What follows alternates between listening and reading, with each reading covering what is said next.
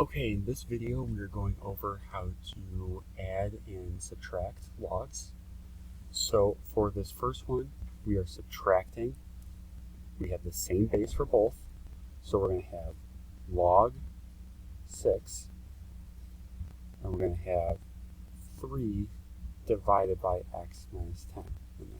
Because remember, if you are subtracting logs, you just divide what they have inside and take the log of that.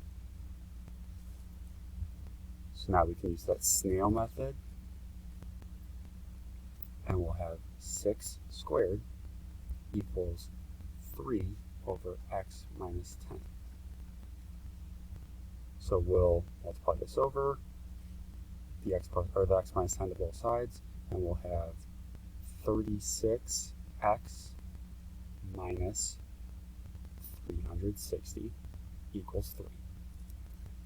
We'll add that 360 over. We'll have 36x equals 363.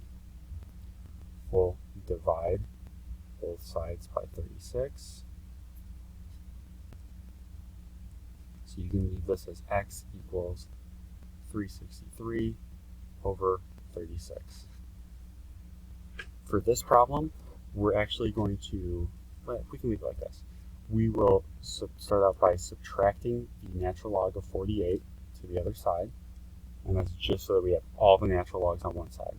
So we'll have natural log of x squared plus 8 plus natural log of 6 minus the natural log of 48 equals 0. Now, when we add, we're going to multiply what's on the inside, and when we subtract, we'll divide. So we'll have the natural log, because that stays the same, 6x squared plus 48, because I just distributed this for both, over 48 equals 0. Remember, you have that imaginary, or the invisible e. Either a snail, we'll have e to the 0 equals 6x squared plus 48 divided by 48. E to the 0 is going to be 1. When we multiply this, both sides by 48,